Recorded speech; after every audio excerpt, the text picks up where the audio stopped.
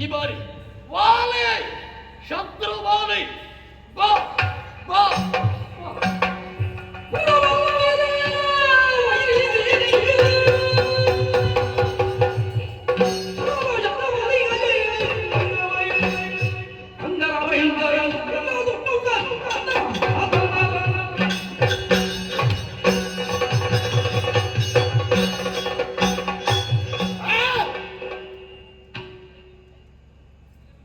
ಅಷ್ಟು ದೀರ್ಘ ಸಮಯ ಕಳೆದ ಬಳಿಕ ಮತ್ತೆ ಪ್ರತ್ಯಕ್ಷವಾಗುತ್ತಿದ್ದ ಸುಗ್ರೀವ ಇಷ್ಟು ಶೀಘ್ರ ಸಮಯದಲ್ಲಿ ಮತ್ತೆ ಪ್ರಕಟವಾಗಿ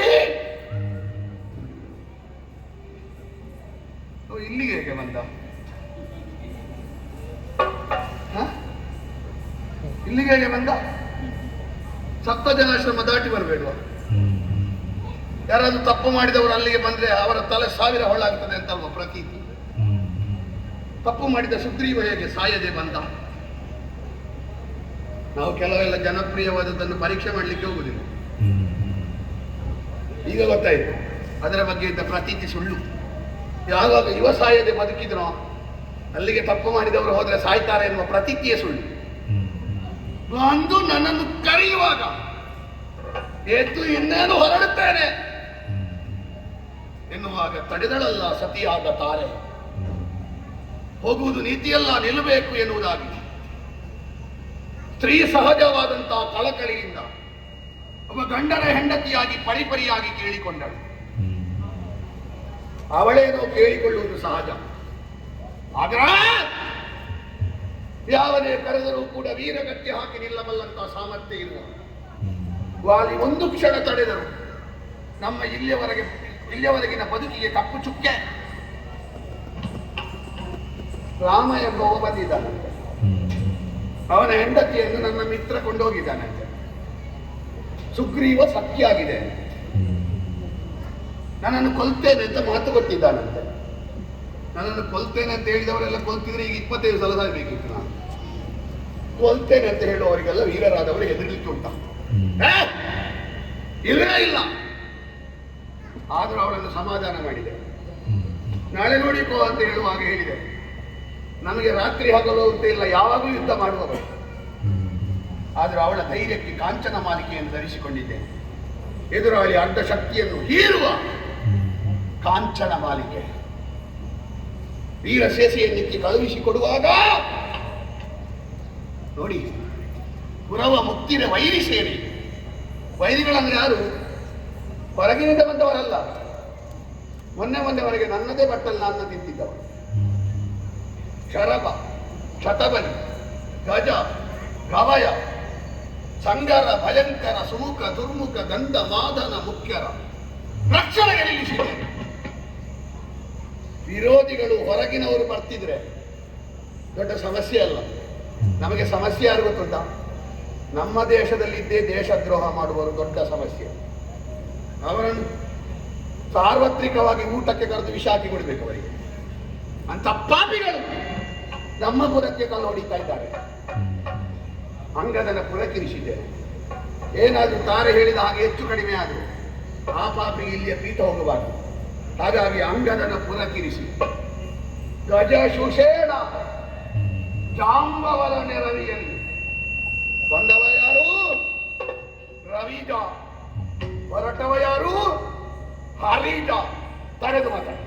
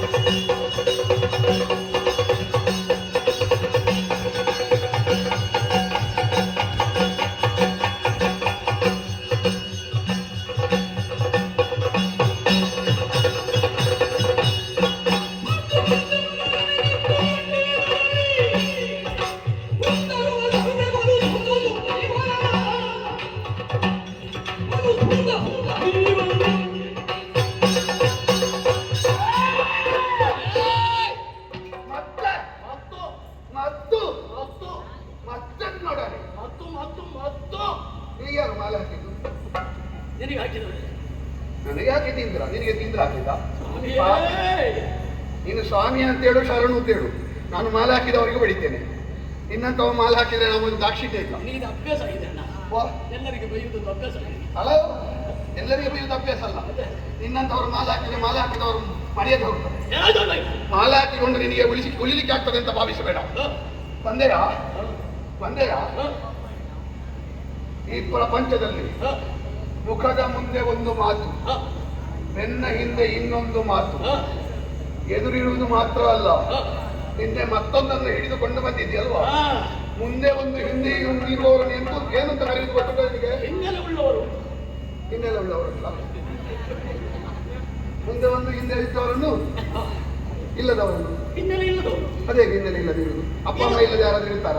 ಆ ಹಿನ್ನೆಲೆ ಸಾಕಾಗುವುದಿಲ್ಲ ಅಂತ ಹೇಳಿದ್ರೆ ಹಿನ್ನೆಲೆ ಇದ್ದವರು ನನ್ನ ಅಪ್ಪ, ನನ್ನ ಅಮ್ಮ, ನನ್ನ ಹಿನ್ನೆಲೆ ಹೀಗೆ ಹೇಳ್ತಾರೆ. ನಿನ್ನ ಹಾಗೆ ಎದುರು ಹೇಳದೆ ಹಿನ್ನೆಲೆಯಲ್ಲಿ ಬೇರೆ ಇಟ್ಟುಕೊಂಡು ಬಂದವರನ್ನು ಹಿನ್ನೆಲೆ ಉಳ್ಳವ ಅಂತ ಹೇಳುವುದಲ್ಲ.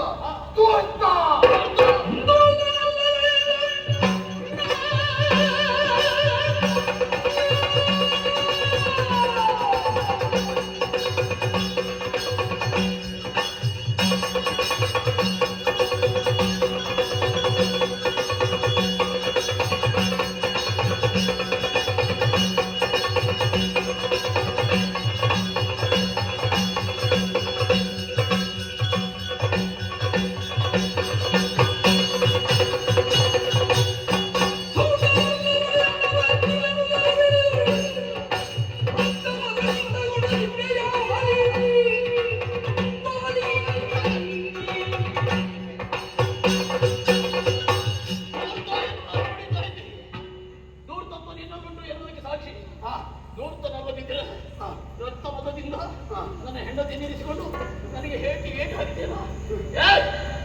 ನೀನು ನಾನೋ ನೀನು ನೋಡು. ನನ್ನದು ದೂರ್ತತನ ಹೌದಾದ್ರೆ ಇಲ್ಲಿವರೆಗೆ ನಾನು ಸೋಲ್ಬೇಕು. ಮೊದಲ 5 ಬಾರಿ ನೀನು ಸೋತವ, ನಾನು ಗೆದ್ದವ. ಅದು ಪ್ರಯೋಗ. ಹಾಗಾಗಿಯೇ ನನಗೆ ಪುಣ್ಯ ಉಂಟು ಅಂತ ಲೆಕ್ಕ, ನಿನಗೆ ಪುಣ್ಯಹೀನತೆ ಉಂಟು ಅಂತ ಲೆಕ್ಕ. ಹಾಗಾಗಿ ಸೋತಿದ್ದಿ ಪಾಪಿ ನೀನು. ನಿನ್ನ ಪುಣ್ಯ ಈಗ ಹೆಚ್ಚಾಗಿದ್ದು ಖರ್ಚಾಗಿ ತಿಳಿಯಬಹುದು. ಖರ್ಚಾಗುದಿಲ್ಲ ನೀನು ಹೇಗೆ ಗೊತ್ತಾಗ್ತದೆ? ನಿನಗೆ ಹೊಡೆದ್ರೆ ಖರ್ಚಾಗುದಲ್ಲ, ನಿನಗೆ ಹೊಡೆದಿದ್ರಿಂದ ಪುಣ್ಯ ಬಂದಿದೆ. ನಿನಗೆ ಹೊಡೆದ್ರೆ ಉಂಟಲ್ವಾ ಪುಣ್ಯ ವರ್ತನೆ ಆಗು.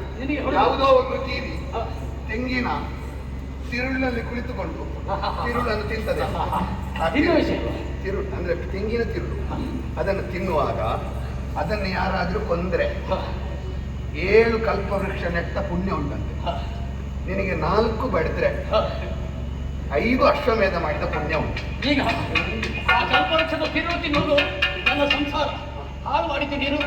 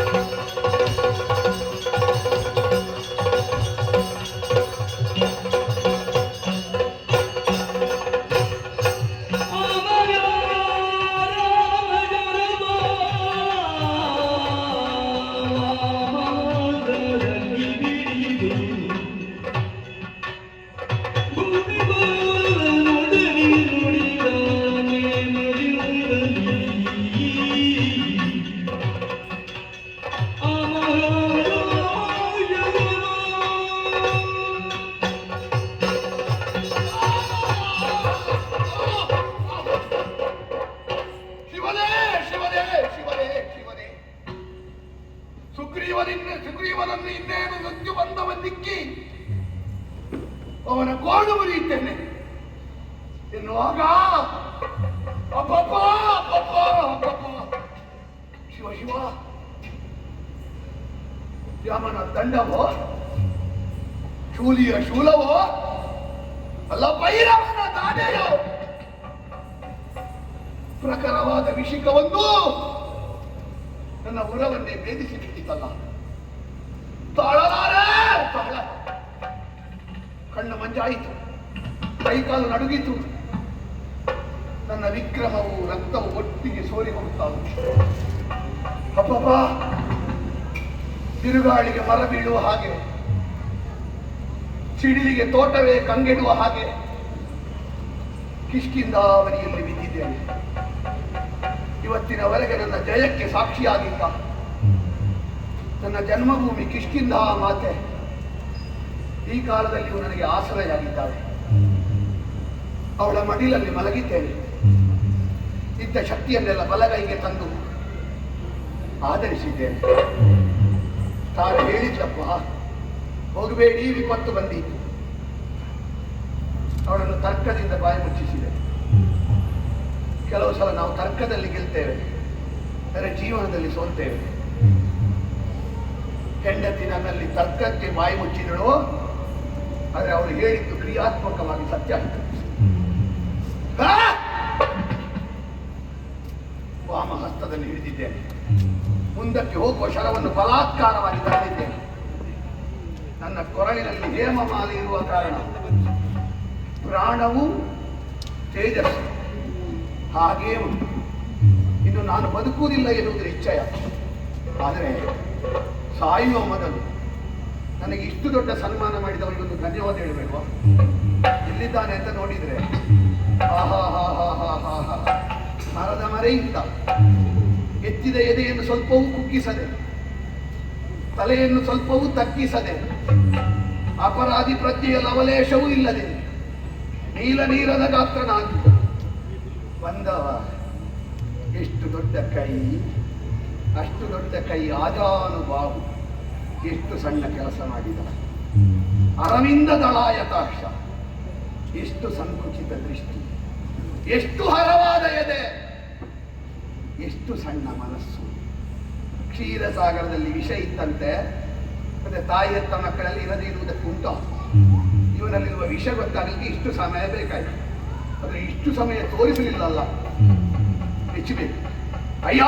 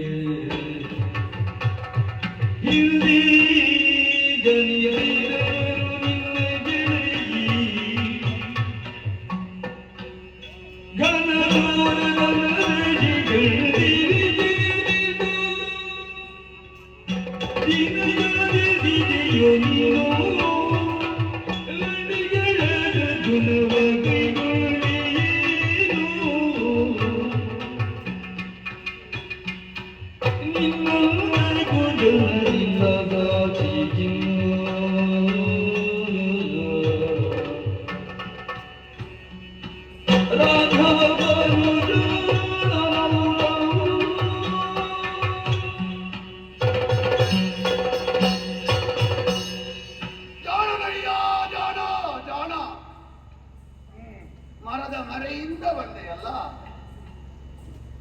ಆಹಾ, ಮುಖದಲ್ಲಿ ಏನು ಪ್ರಸನ್ನತೆ, ಸ್ವಲ್ಪವೂ ಮ್ಲಾನ ವದನದಿಂದ ಛಾಯೆಯಲ್ಲಿ ಚಳಿಯಲ್ಲಿ ಕಾಣಿಸುವುದಿಲ್ಲ. ಹುಲ್ಲು ಮುಚ್ಚಿದ ಹೊಂಡದ ಹಾಗೆ, ಬೂದಿ ಮುಚ್ಚಿದ ಕೆಂಡದ ಹಾಗೆ. ಏನು ಬಣ್ಣ ಬಲಿದುಕೊಂಡು ಬಂದಿದ್ದಿ? ಸ್ವಲ್ಪ ಬೆವರಿದ್ರೆ ಇದ್ದ ಬಣ್ಣ ಎಲ್ಲ ಹೋಗುತ್ತದೆ. ಬಣ್ಣ ಕಳಚಿತಾ ಉಂಟು, ಕಳಚಿತಾ ಉಂಟು. ರಾಮ ತುದಿ ಬೆರಳು ಮೂಗಿನ ಮೇಲೆ ಹೋಯಿತು, ಅಲ್ಲಾಡಿಸಿ. ಆ ಪಾಡ ಗಾಣೆನು ಸುರನರ ಗೂಢಪಕ ರೊಕ್ಕಿನಲ್ಲಿ ಮೇಲೆ ಕೆಳಗೆ ಮಧ್ಯ ಯಾವ ವರ್ಗದಲ್ಲಿಯೂ ನಿನಗೆ ಪಾಡ ಗಾಣೆ. ನೀನೇ ದಶರಥನೆಂಬ ನೃಪತಿಯ ಸೂನು, ಸಾಮ್ರಾಜ್ಯಕ್ಕೆ ಸಲ್ಲದೆ ಕಾನನವ ಹೊತ್ತು ಅಬಲೆಯನ್ನು ಹೋಗಾಡಿದ ಅತಿಬಲನು ಹೀನ ವೃತ್ತಿಗಳಿಗೆ ಸಲ್ಲದ. ಮೊನ್ನೆವರೆಗೆ ಭಾವಿಸಿದ್ದೆವು ಹೀನ ವೃತ್ತಿಗಳಿಗೆ ಸಲ್ಲದ ಅಂತ ಹೇಳಿದ್ರೆ ನೀವು ಒಳ್ಳೆ ಕೆಲಸ ಮಾಡುವವನು. ಈಗ ಗೊತ್ತಾಯ್ತು, ಹೀನ ವೃತ್ತಿಗಳೂ ಹೇಸುವ, ಬಲು ಅಸಹ್ಯದ ಕೆಲಸವನ್ನು ಮಾಡಲಿಕ್ಕೂ ಹೇಸದ. ಆಹಾ, ಪ್ರಪಂಚ ಮುಖದ ಬಣ್ಣದ ಮಾನನಿಗೆ. ನಿನಗೆ ಒಂದು 16 ಗುಣದಲ್ಲಿ ಒಂದು ಗುಣ ಉಂಟಂತೆ, ಪ್ರಿಯ ದರ್ಶನ. ನೋಡುವಾಗ ಎಲ್ಲರಿಗೂ ಪ್ರಿಯ ಆಗ್ತದೆ. ನನಗೆ ನಿನ್ನ ನೋಡುವಾಗ ಯಮ ದರ್ಶನ ಆದ ಹಾಗೆ ಪ್ರಿಯ ಆಗಲಿಲ್ಲ. ಒಂದು ಕೋದಂಡವನ್ನು ಹಿಡಿದು ನಿಂತು ಬಹುದೊಡ್ಡ ಶೂರನ ಹಾಗೆ ನಮ್ಮ ಮುಂದೆ ನಿಲುವಿನಿಂದ ಗಾಂಭೀರ್ಯವನ್ನು ತೋರಿಸ್ತಾ ಇದ್ದೆ. ಹೆಂಡತಿ ಹೇಗೆ ಅಂತ ನೋಡಬೇಕಾ? ಗಂಡನಲ್ಲಿ ಇದ್ದದ್ದೆಲ್ಲ ಹೋಗ್ಬೇಕು. ಬಂಧು ಮಿತ್ರರು ಯಾರು ಅಂತ ನೋಡಬೇಕು, ಕಷ್ಟ ಬರಬೇಕು. ನಿಜವಾದ ಪ್ರಾಮಾಣಿಕ ಯಾರು ಅಂತ ನೋಡಬೇಕು, ಅವನಿಗೆ ಒಳ್ಳೆ ಹಣೆ ಮಾಡುವ ಅವಕಾಶ ಸಿಗಬೇಕು. ಆಗಲೂ ಯಾರು ಪ್ರಾಮಾಣಿಕನಾಗಿರ್ತಾನೆ, ಅವ ನಿಜವಾಗಿ ಪ್ರಾಮಾಣಿಕ. ಶೂರ ಯಾರು ಅಂತ ನೋಡಬೇಕು, ತನಗಿಂತ ಬಲಿಷ್ಠನಾದವನಲ್ಲಿ ಯುದ್ಧ ಆಗಬೇಕು. ನೋಡು, ನಿನ್ನ ಬಂಡವಾಳ ಈಗ ಬಯಲಾಯ್ತು. ನಿನ್ನ ಶೂರತನ ಏನು ಅಂತ ವಾಲಿಯ ಮುಂಭಾಗದಲ್ಲಿ ಪ್ರಪಂಚ ಮುಖಕ್ಕೆ ಬಯಲಾಯಿತು. ಜಾಣನಹುದಹುದು ಸಂಗರ ಕತಿ ತ್ರಾಣನಹುದವು. ಸಂಗರ, ಗರ ಅಂತ ಹೇಳಿದ್ರೆ ವಿಷ ಅಲ್ವ? ಇನ್ನು ಸಂಗರದಲ್ಲಿ ಒಟ್ಟಿಗೆ ವಿಷವೂ ಉಂಟು. ಕೇವಲ ಯುದ್ಧ ವಿದ್ಯೆ ಮಾತ್ರ ಅಲ್ಲ, ವಂಚನೆಯ ಕಾಪಟ್ಯದ ವಿಷ. ಆಹಾ, ಏಸು ದಿನ ಅಭ್ಯಾಸಿಸಿದೆಯೋ ವಸಿಷ್ಠ ವಿಶ್ವಾಮಿತ್ರರ ಗುರುಗಳಂತೆ. ಕೌಸಲ್ಯ ಸುಪ್ರಜಾ ರಾಮ, ಸುಪ್ರಜಾ ರಾಮ ಪೂರ್ವ ಸಂಧ್ಯಾ ಪ್ರವರ್ತತೆ. ಉತ್ತಿಷ್ಟ ನರಶಾರ್ದೂಲ, ಕರ್ತವ್ಯ ಆಯ್ತು. ಇದೇ ಕರ್ತವ್ಯವೋ ನಿನಗೆ? ವಿಶ್ವಾಮಿತ್ರರಂತವರು ಉಪದೇಶಿಸಿದ ಕರ್ತವ್ಯ ಪರಾತ್ಮಕವದೆಯ? ಬೆಂಗಡೆಯಲ್ಲಿ ಹೊಡೆಯುವುದ? ವಿಶ್ವಾಮಿತ್ರರ ಆಶ್ರಮದಲ್ಲಿ ಇದನ್ನು ಕಲಿಸಲಿಕ್ಕಿಲ್ಲ, ವಸಿಷ್ಠರು ಇದನ್ನು ಹೇಳಲಿಕ್ಕಿಲ್ಲ. ನಿನಗೆ ಕಲಿಸಿದ ಗುರು ಯಾರು? ಆ ಗುರುಮಠ ಎಲ್ಲಿ ಉಂಟು? ಎಷ್ಟು ದಿವಸ ಕಲಿಯಬೇಕಾಗ್ತದೆ? ನನಗಾಗದೆ ಇದ್ರು ಕೆಲವು ಜನರನ್ನು ಕಳಿಸು. ಯಾಕೆ? ನಿನ್ನಂತವರು ಹೊಡೆಯುವುದಾದ್ರೂ ಮೊದಲು ಗೊತ್ತಾದ್ರೆ ಒಳ್ಳೇದಲ್ವ? ನನ್ನಂತವರು ಬೀಳ್ಲಿಕ್ಕಿಲ್ಲಲ್ಲ, ಅದು ಮೊದಲೇ ಊಹಿಸಿಕೊಳ್ಬಹುದಲ್ಲ. ನಾವು ನಿರೀಕ್ಷಿಸಲಿಲ್ಲ ಇದನ್ನು. ಶೋಣಿಯೋಳು ನಿನಗೆ ಎಡೆಗಾಣೆ ಪರಾಕ್ರಮ. ಈ ಕೋಡಗನನ್ನು ಹೊಡೆದಿಯಲ್ಲ, ಏನಾದರೂ ಪ್ರಯೋಜನ ಬೇಡುವ?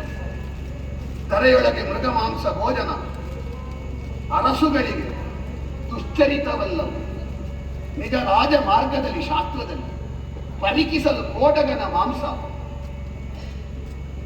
ನೃಪರಿಗೆ ಪ್ರತಿಕರಿಸುವುದಕ್ಕೆ ಯೋಗ್ಯವೇ? ಬೀದ ಹೇಸಿಗೆಯ ಕೈಗೊಂಡೆ, ರಣದ ಮೇಲೆ ಅಭಿಲಾಷೆ ಉಳ್ಳಡೆ. ಸರಳ ಹೊಂತ ಕಾರಿ ತನದ ಉಬ್ಬಣ ಶರಾಸನದ ನಿನ್ನ ಪ್ರೌಢಿಮೆಯನ್ನು ತೋರಿಸಬಹುದಿತ್ತು. ಹುಡುಗಿ ಹಣುಗಿ ಲುಬ್ಧಕರಾಗೆ ಬಾಣ ಬಿಟ್ಟಿಯಲ್ಲ. ಜಾಂಬವರೇ, ನಿಮ್ಮಂತವರೇ ಹೇಳಬೇಕು ಇದಕ್ಕೆ ಉತ್ತರ. ಹಿರಿಯರು ಹೇಳಬೇಕು. ಇಂಥದ್ದನ್ನು ಮಾಡಿಬಿಟ್ಟನಲ್ಲ ಸೂರ್ಯವಂಶ.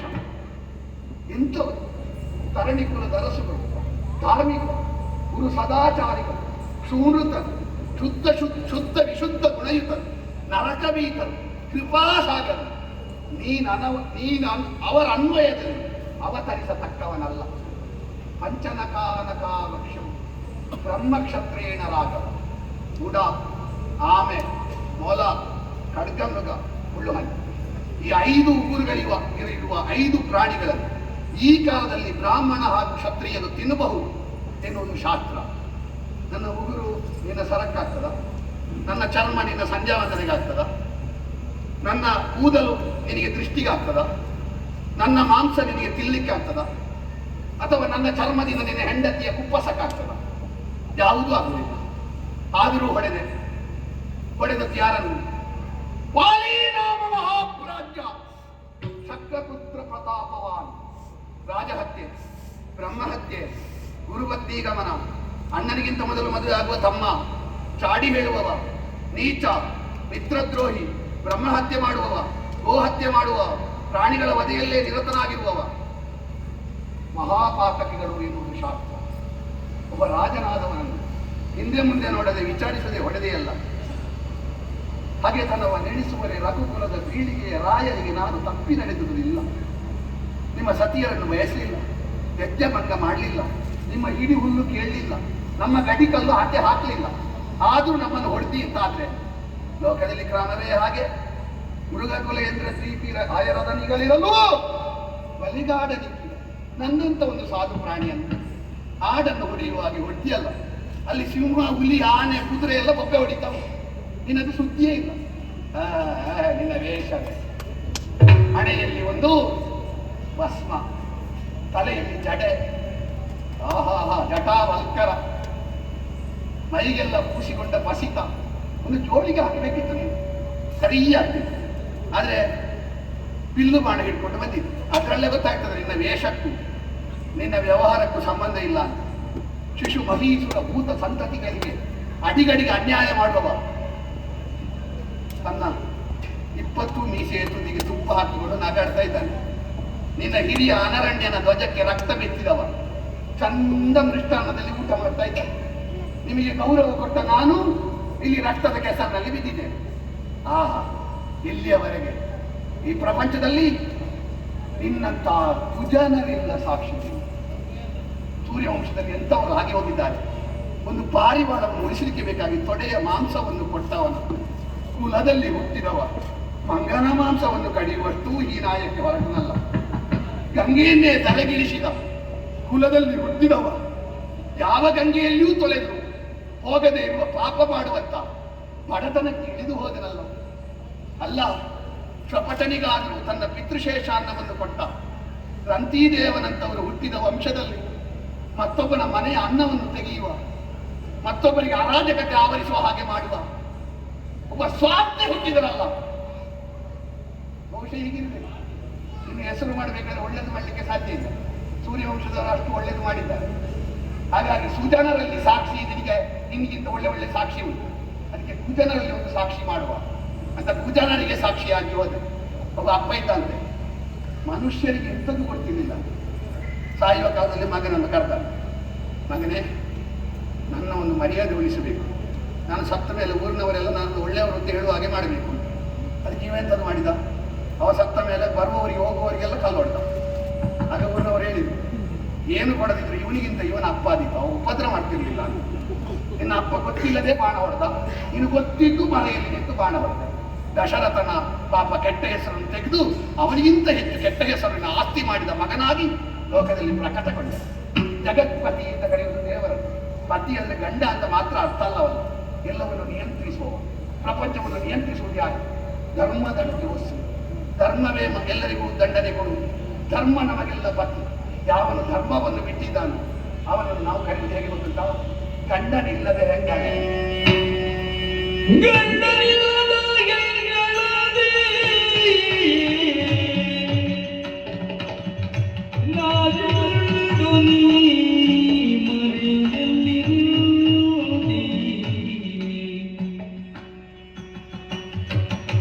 ಗಂಡನಿಗಾಗಿ ಗಂಡ ಮದನ ಮಾದಿನ ಬಳ್ಳದ ಗಂಡ ಮಾಡಿರಿ ಹಂದದಲ್ಲಿ ಬಿಲ್ಗೊಂಡು ಬಣ್ಣವ ಕೊಡಿರಿ ಜೋಡಗಿದ ಗಂಡರುದವ ನೋಡಿರಿ ಆಗ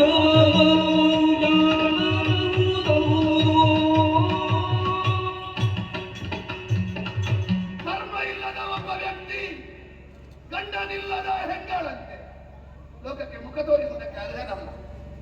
ನಾಚಿಕೊಂಡು ನೀ ಮರೆಯಲ್ಲಿದ್ದೀನಿ. ಒಂದು ಹೆಂಡತಿಗೆ ಬೇಕಾಗಿ ಆ ಶಾಪಗ್ರಹ ನನಗೆ ಹೇಳಿದ್ಲು ತಾರೆ, ವಿಷಯ ಸಂಗ್ರಹ ಮಾಡಿಯೇ ಬಂದದ್ದು ನಾವು. ಆ ಶಾಪಗ್ರಸ್ತ ಕಾಬಂತ ಹಿಂದೇನು ಮುಂದೇನು ಅಂತ ಸರಿ ನಿರ್ಣಯ ಇಲ್ಲದ ಶಾಬಾರಿ.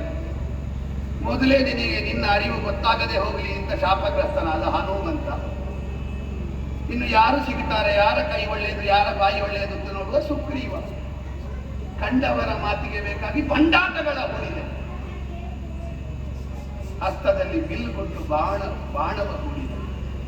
ಆ ಅಗಸ್ತ್ಯರು ಕೊಟ್ಟ ಕೋದಂಡ ಒಂದು ಪ್ರಾಣಿಗಳನ್ನು ಹೊಡೆಯುವ ಬೇಟೆಗಾರನ ಬಿಲ್ಲಿಗಿಂತಲೂ ಕಡೆಯಾಗಿ ಹೋಯಿತಲ್ಲ. ಅಯ್ಯೋ, ಇದು ಮರುಳನ ಕೈಗೆ ಕತ್ತಿ ಕೊಟ್ಟ ಹಾಗಾಯ್ತು. ರಾಮ, ನಿನ್ನ ಬಗ್ಗೆ ಎಷ್ಟು ಅಭಿಮಾನ ಇತ್ತೇ ಅಂತ. ಅದಕ್ಕೆ ಹೇಳುದು, ಕೆಲವರೆಲ್ಲ ಅಭಿಮಾನ ಇದ್ರೆ ನಾವು ಅವರ ಹತ್ತಿರ ಹೋಗಬಾರ್ದು ಅಂತ, ದೂರದಿಂದಲೇ ನಮಸ್ಕಾರ ಮಾಡ್ತೇವೆ. ಹತ್ತಿರ ಹೋದ್ರೆ ಅವರ ದೌರ್ಬಲ್ಯ ಗೊತ್ತಾಗ್ತದೆ. ಯುದ್ಧಸ್ತತ ಕಥಾರಮ್ಯ ದೂರತೋ ಪರ್ವತರಮ್ಯ. ಹತ್ತಿರ ಹೋದ್ರೆ ಕಲ್ಲು ಮುಳ್ಳು ಗೊತ್ತಾಗೋದು, ಹತ್ತಿರ ಹೋದ್ರೆ ರಕ್ತ ಎಷ್ಟು ಬರ್ತದೆ ಅಂತ ಗೊತ್ತಾಗೋದು. ನಾವೆಲ್ಲ ಎಷ್ಟು ಅಭಿಮಾನದಿಂದ ರಾಮ ರಮಣೀಯಕವಾದ ನಾಮ, ಇನ್ನ ಮನ ಕರ್ಕಶ. ಹೋಗಿ ಹೋಗಿ ಇವನೊಟ್ಟಿಗೆ ಸೇರಿದೆ ಅಲ್ಲ, ಇವನು ಹೆಂಡತಿ ಬಿಟ್ಟವ. ಅಂದ್ರೆ ಬಿಟ್ಟವ ಅಂತ ಹೇಳಿದ್ರೆ ಹೆಂಡತಿಯನ್ನು ನಾನು ತಗೊಂಡು ಬಂದಿದ್ದೇನೆ. ನಿನಗೂ ಹೆಂಡತಿ ಇಲ್ಲ, ಸಮಾನಶೀಲ ವ್ಯಸನೇಶು ಸಖ್ಯಂ. ಮತ್ತೆ ಅವನೊಟ್ಟಿಗೆ ನೀನಲ್ಲದೆ ಮತ್ತೆ ಯಾರು ಸೇರ್ತಾರೆ? ಅವನಿಗೂ ಯಾರು ಇಲ್ಲ. ಕುಂಟನೊಟ್ಟಿಗೆ ಕುರುಟ ಸೇರಿದ ಹಾಗೆ. ಅವನಿಗೆ ಕಣ್ಣು ಕಾಣುವುದಿಲ್ಲ, ನಿನಗೆ ಕಾಲಿಲ್ಲ. ಅವನ ಹೆಗಲ ಮೇಲೆ ಕುಳಿತುಕೊಂಡು ಹೋಗುದು. ಜೋಡಾಗಿದ್ದ ಗಂಡಸುತನ ಎರಡು ಸೇರಿ ಒಂದಾಗಿದೆ.